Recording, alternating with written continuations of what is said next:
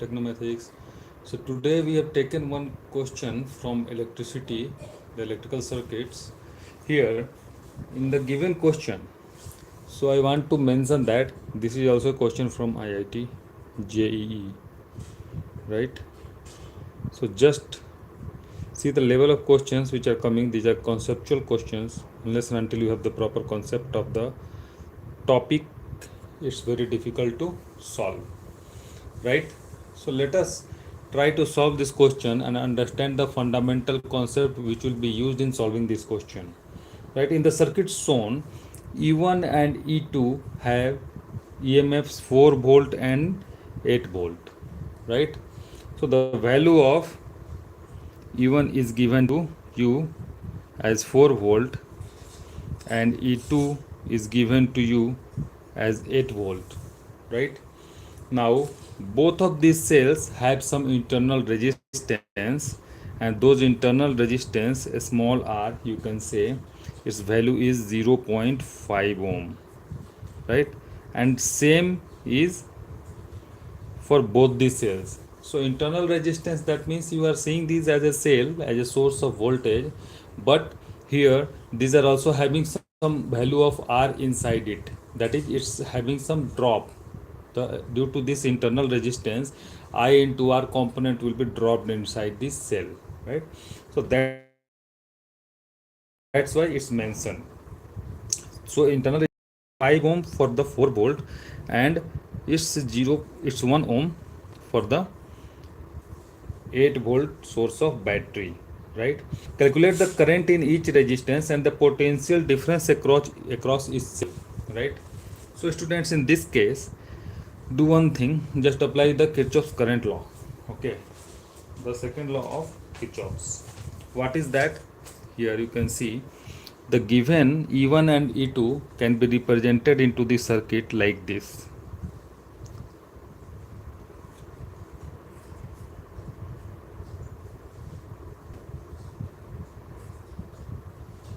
And the circuit will be modified as shown below.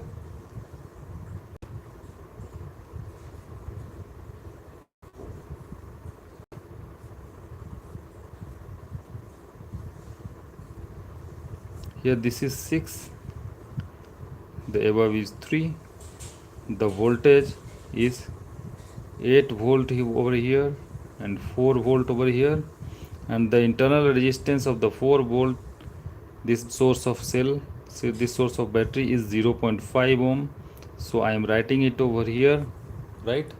And this 8 volt source of battery is having some internal resistance of 1 ohm, so just write 1 ohm over here. So this E is broken into two parts, one the source of voltage and another with internal resistance over here, right? And here 4.5 ohm is already there, so just mention it.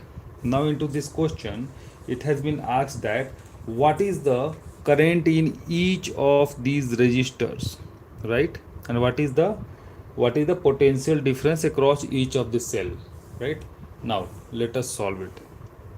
So for this question, let us see, applying the Kirchhoff's current law. Let's say a current I is flowing through this circuit like this, right?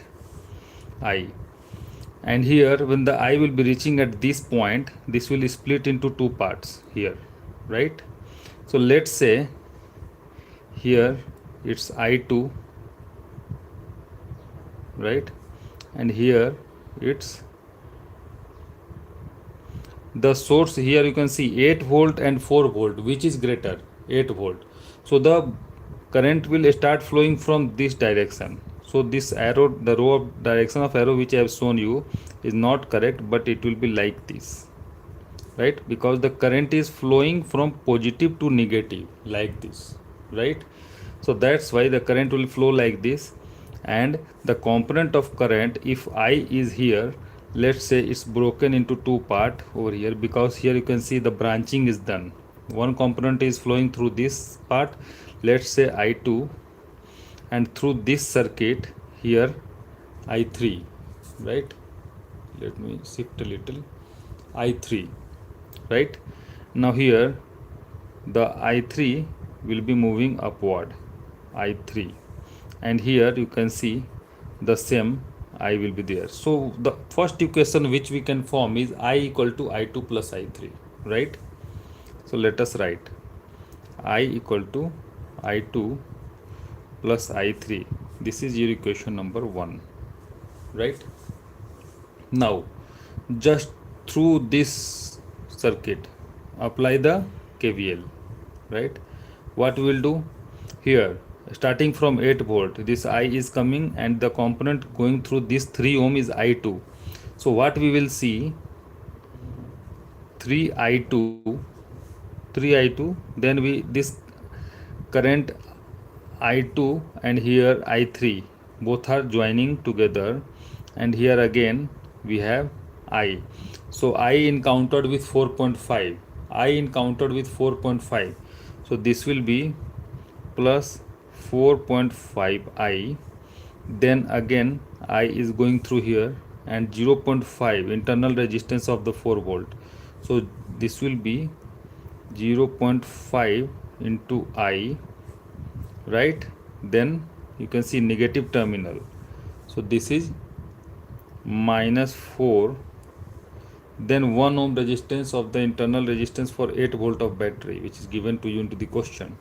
So 1 into I, so I am writing 1 into I, right? Then minus negative terminal, so minus 8, all this will add up to 0. I have taken for the main circuit, okay, the bigger one. So this equation will be formed. So let us solve it. 4.5i plus 0.5i, this is 5i plus 1i, 6i. So I can write 6i plus 3 times I2, this I2, 4.5, 0.5 and 1. This will, all three will add up to 6i and 3i2 here. Now minus 8 and minus 4, this is minus 12. So this will be coming as 12 into the RHS. So this will give you,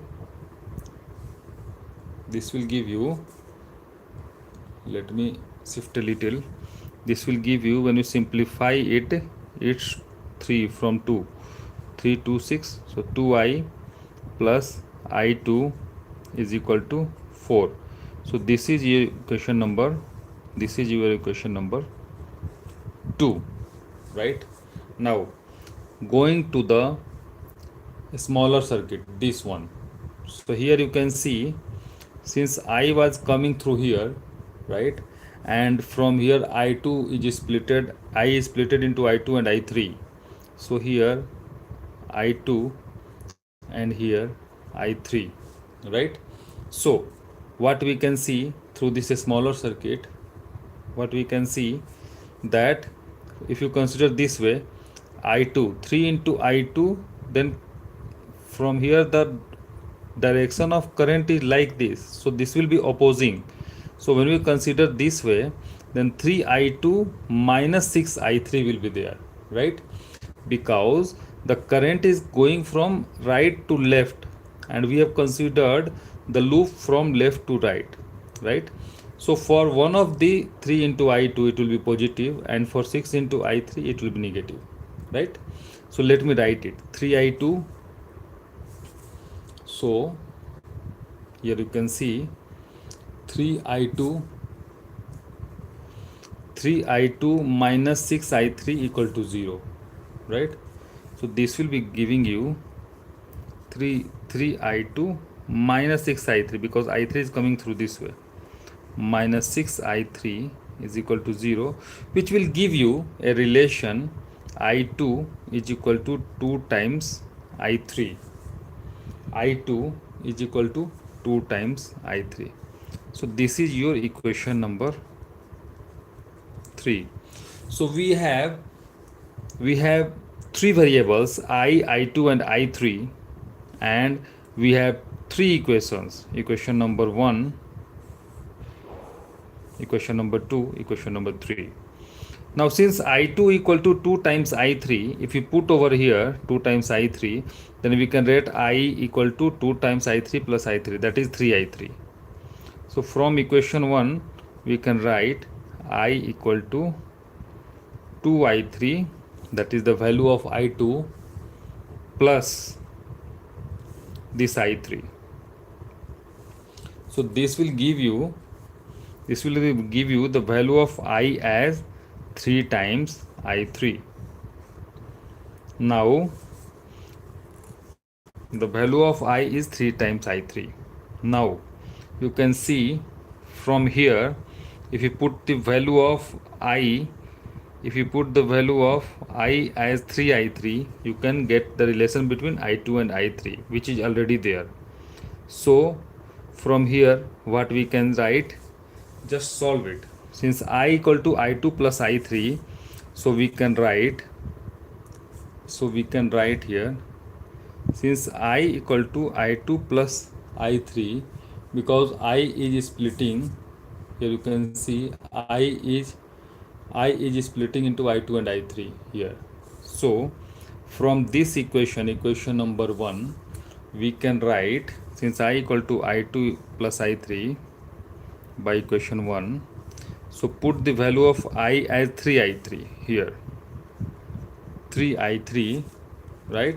What we have derived over here, just put up this value equal to I2. In place of I2, write 2I3. In place of I2, just write from here, we need to just solve it. So it will be 3I3 equal to 3I3. So this will not solve your purpose, right? What we need, we need to find the value of I2 and I3. So since I equal to I2 plus I3, just put up the value of I2 in form of I3, right? So we can write I as 2I3 plus I3, which is 3I3, this one. I equal to 3I3, right? I equal to 3I3. Now, since we can do one thing, since I equal to I2 plus I3, and from here you can use this equation 2I plus I2 equal to 4, right? So from here we can write I as 4 minus I2 by 2. I as 4 minus I2 by 2 is equal to 3I3, right? And replacing I2 as 2I3. So this will be giving you 4 minus I2 as 2I3. 2I3 is equal to 6I3. So this will give you 4 equal to 8I3, which will give you the value of I3 as 4 by 8, which is equal to 1 by 2 ampere. So 1 by 2 ampere is the current which will be flowing through, which is the value of I3. So that means this is flowing through this 6 ohm of resistance, because we calculated I3, right? So the value of I3 is calculated as 1 by 2 ampere. So through 6 ohm I3 will be flowing, and the value of this is 1 by 2 ampere, right? So in this way we have solved we find the current through the 6 ohm of resistance, right? Now let me squeeze a little, then it will be easily visible to you, right? So here you can see through this 6 ohm half ampere of current is flowing, 1 by 2 ampere, right? You can see. Now